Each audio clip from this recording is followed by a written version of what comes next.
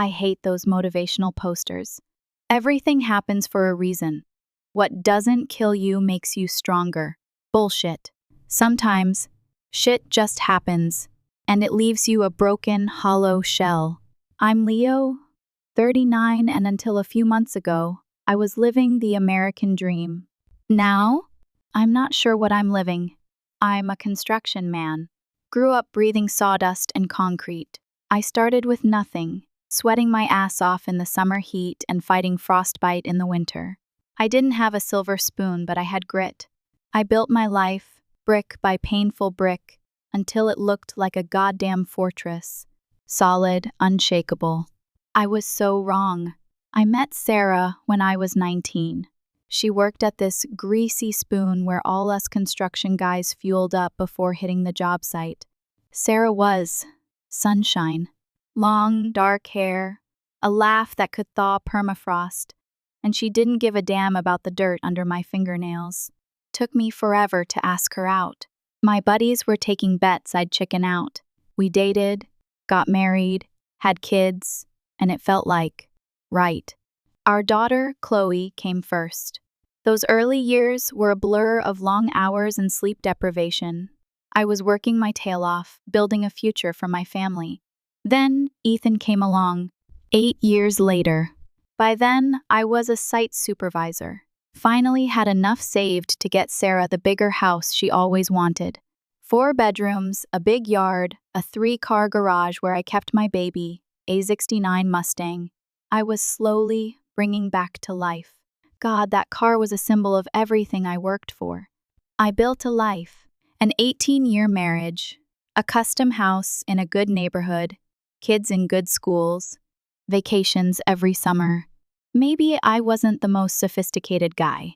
I still tracked dirt in the house, my hands were permanently calloused, and I preferred beer over fancy wine. But I provided. I gave them a damn good life. Ethan's 14 now, Chloe's 20. Private school for both of them, because Sarah insisted they needed the best. Fancy art classes for Chloe, travel soccer for Ethan. I never said no. Chloe's in college now, racking up a $40,000 a year tuition. And who's paying for that? This unsophisticated construction worker. I'm not trying to sound bitter. Okay, maybe I am. You need to understand what I sacrificed. Early years of working in 100-degree heat, then night classes fueled by caffeine and sheer willpower. Missed my sister's wedding because of a critical deadline. Worked through pneumonia once because my crew needed me. Every callus, every scar, every aching joint, it was all worth it. I was building something for my family. I even managed to put away a decent nest egg, close to $1 million. Sarah never had to worry about money. She could buy whatever she wanted. Hell, she even had her own fun money account. $2,000 a month, just for her to spend however she saw fit. No questions asked. Guess that wasn't sophisticated enough either. Looking back, I was so focused on providing, I missed the warning signs. Too busy building dreams to notice they were turning into nightmares.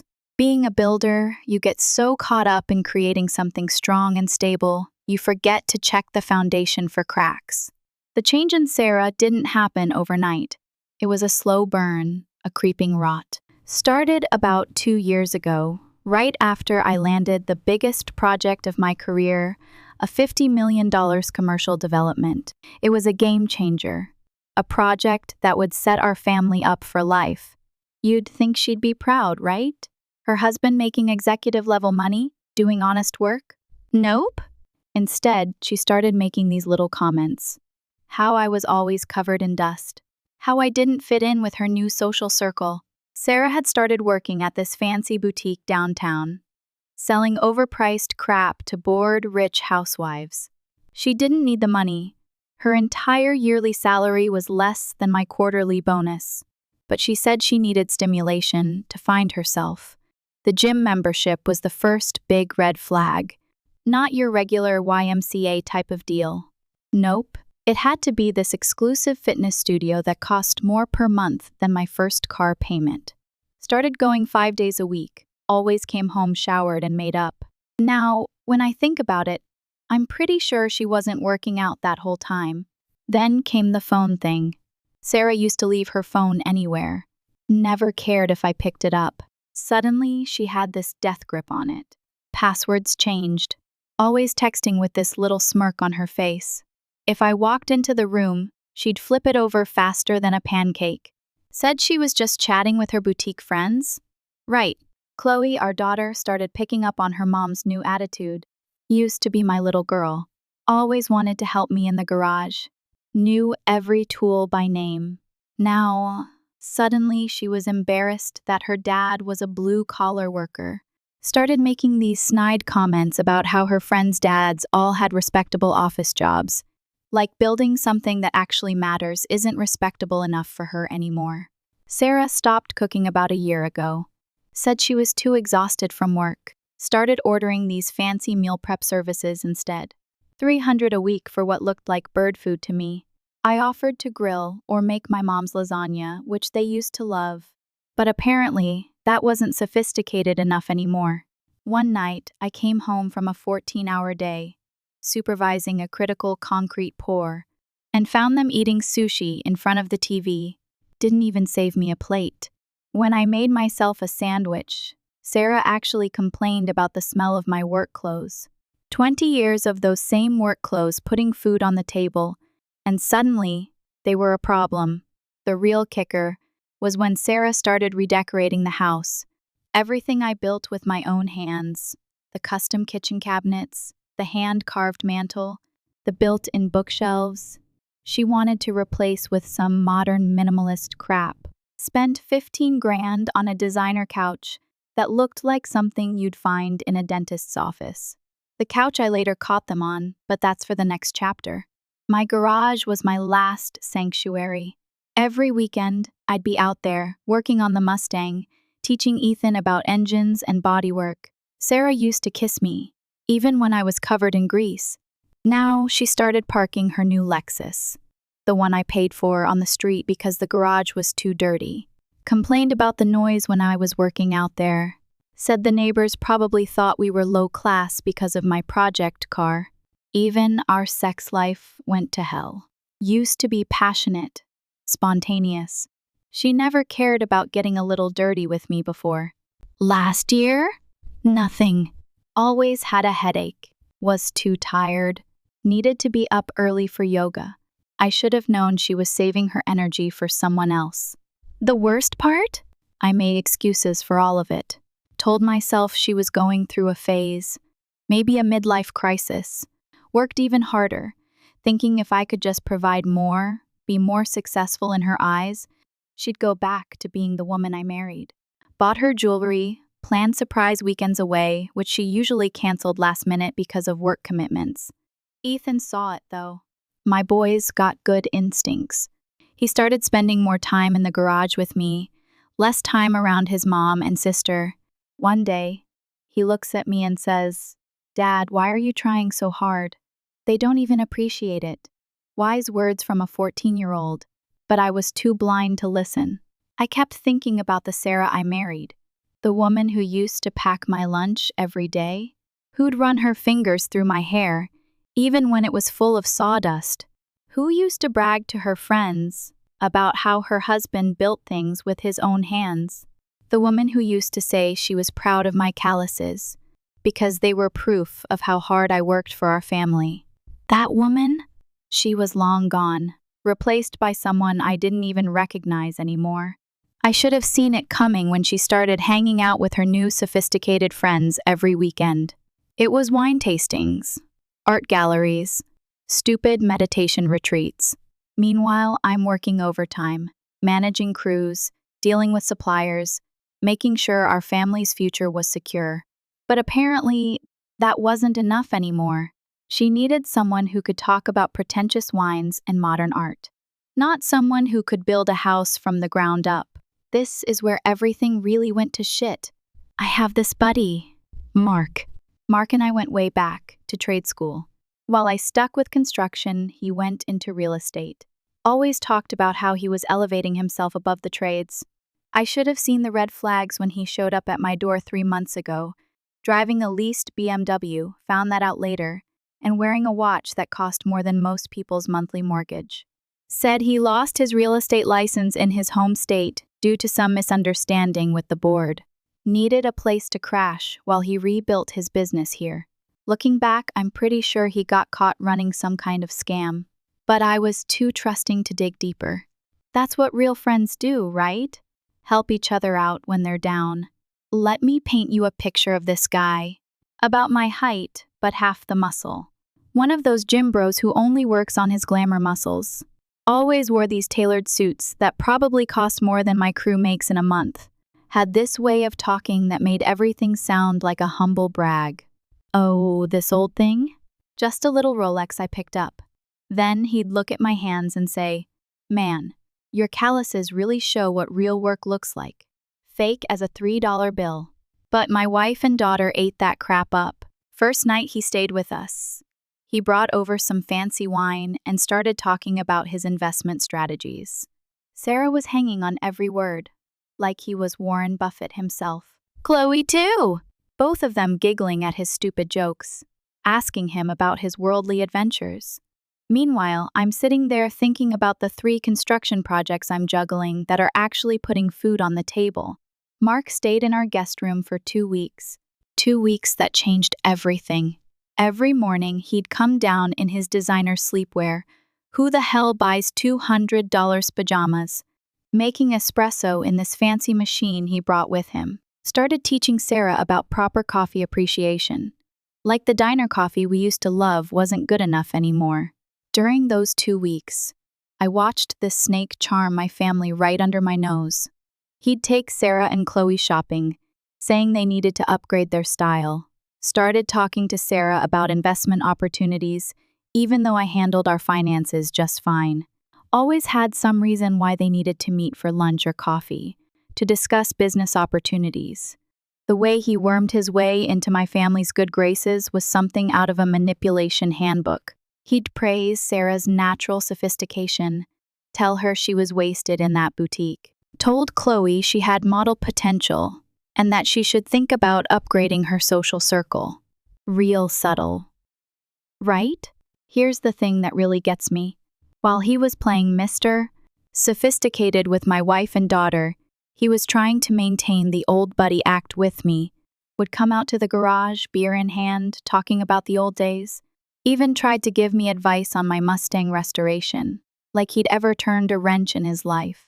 One Saturday, I'm under the Mustang, replacing the transmission, which I rebuilt myself, by the way, and Mark comes out, designer shoes probably getting dirty for the first time ever, and starts telling me how I should think bigger, says I'm wasting my potential in construction.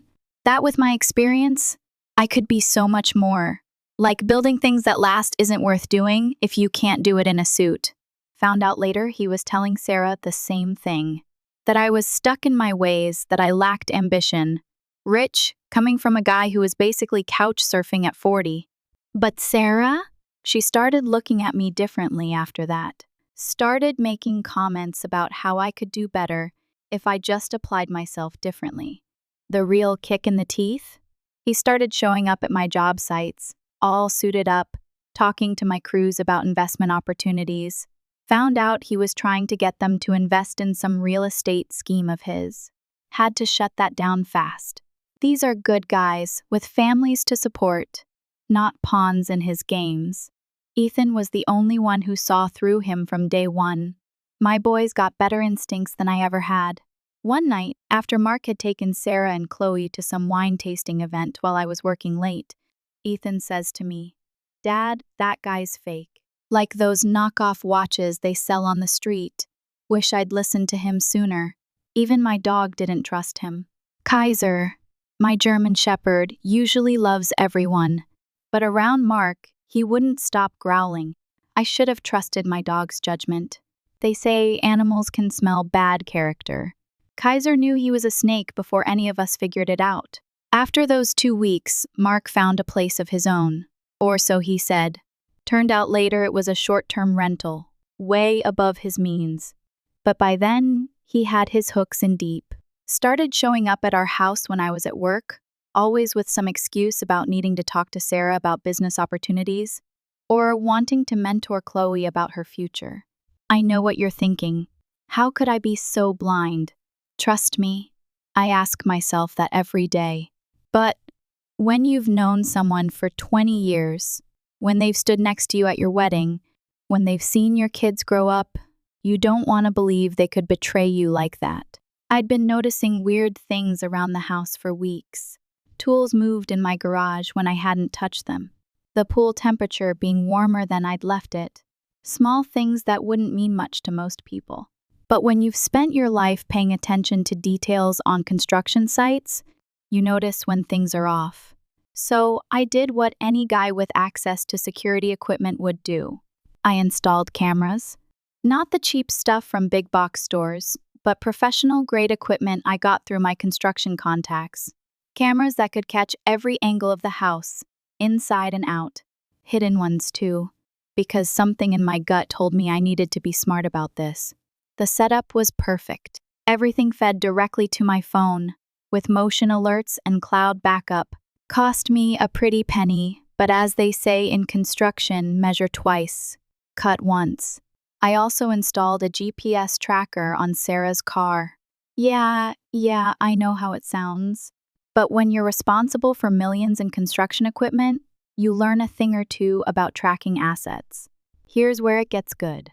Last Thursday, I'm at the site, doing final inspections on a major commercial project. We'd been busting our asses for weeks to finish ahead of schedule, and we were finally in the home stretch. My phone buzzes. Motion alert from the pool camera. It's 2 p.m., middle of a weekday. Nobody should be home. I check the feed and there's Mark's BMW pulling into my driveway. The one I paved myself last summer. Sarah's car is already there. She was supposed to be at work. My hands are shaking so bad I can barely hold the phone.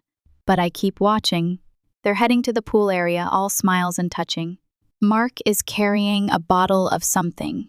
Probably one of his fancy wines he loves showing off. Here's the kicker. They're using the pool key that I had lost 3 weeks ago. The one Sarah said she'd help me look for. I tell my foreman I've got a family emergency, jump in my truck. The whole 20-minute drive home, I'm watching them on my phone at red lights. They're getting cozy in my pool. The one I designed and built with my own 2 hands last summer. 60 grand in custom stonework and heating systems. And this snake is using it to hit on my wife. But I'm not stupid. In construction, you learn to document everything. So I'm recording all of this, saving every bit of footage. Years of dealing with contract disputes taught me the value of solid evidence. I pull up to my house, quiet as possible, park around the corner where they can't see my truck. Enter through the garage, using the silent mode I'd installed on the door. Another unnecessary upgrade Sarah had complained about. I can hear them laughing and splashing through the patio doors. My hands are shaking, but not from fear. Pure rage. But here's where 20 years of managing construction sites pays off. I've learned to keep my cool in crisis situations.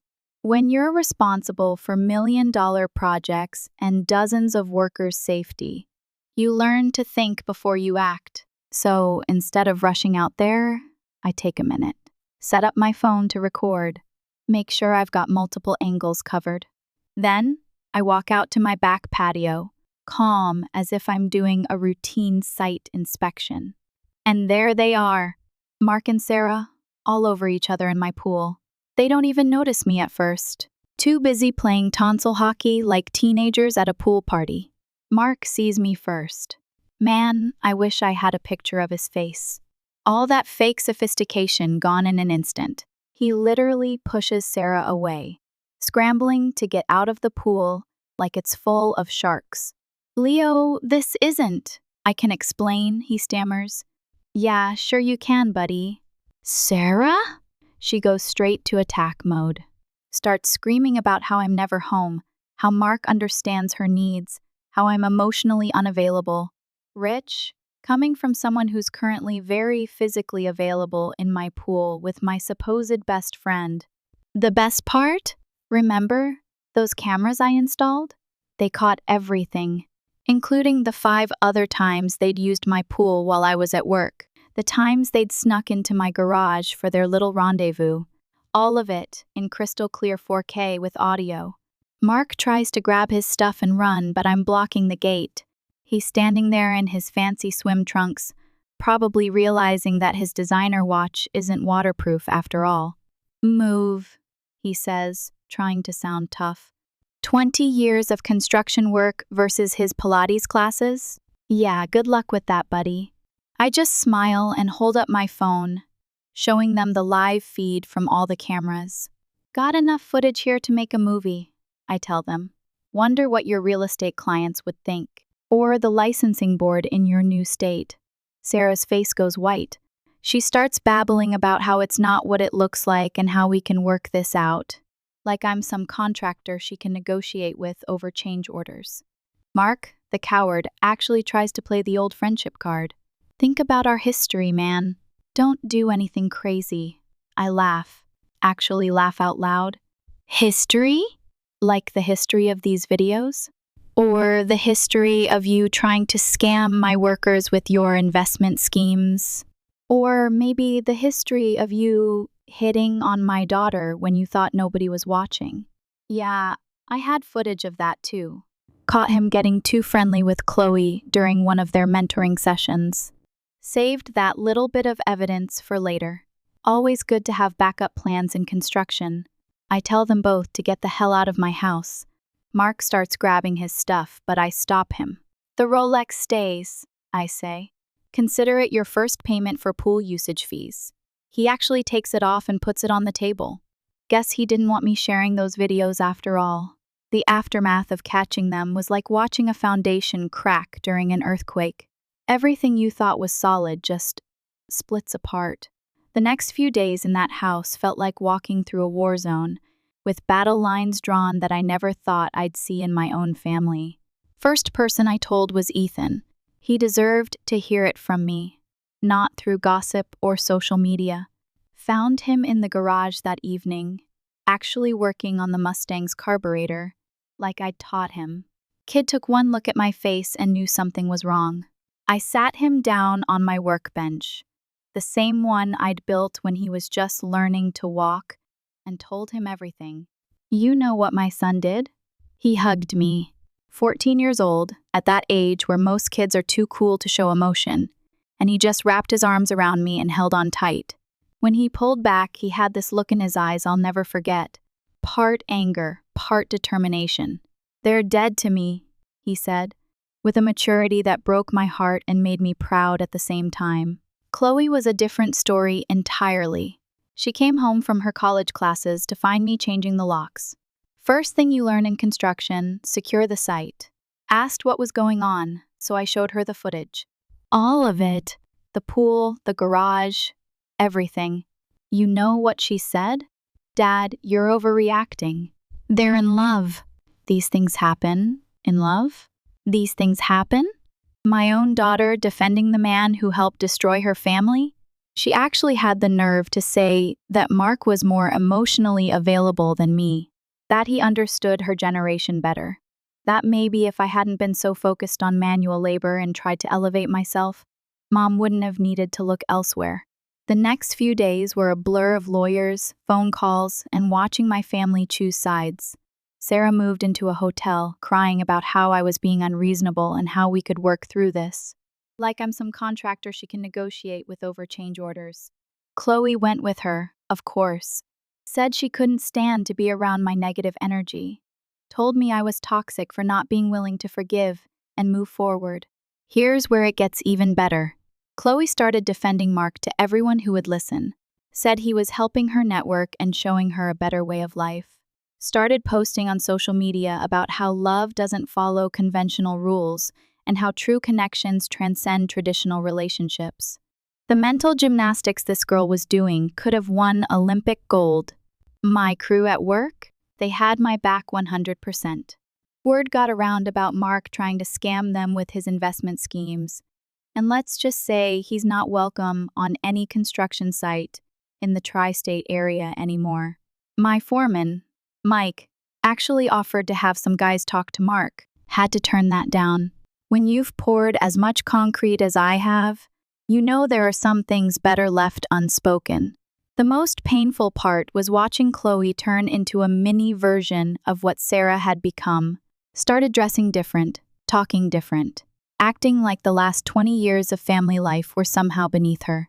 One day, she came to pick up some clothes, walked into the garage where Ethan and I were working on the Mustang, and actually wrinkled her nose. "God, how can you stand the smell of grease?" she said. "This is why Mom left you, you know. You never wanted to improve yourself." Ethan didn't even look up from the engine. "No, Chloe," he said, hands steady as he adjusted a valve. "Mom left because she's shallow, and you're turning out just like her." My boy, speaking truth that cut like a welding torch.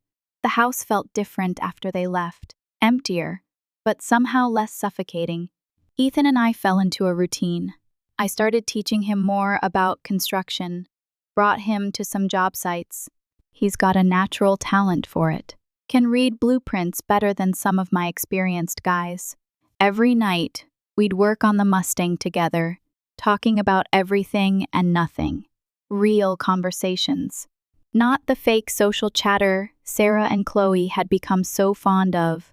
One night, about a week after everything blew up, I found Ethan sitting in the garage, looking at old family photos.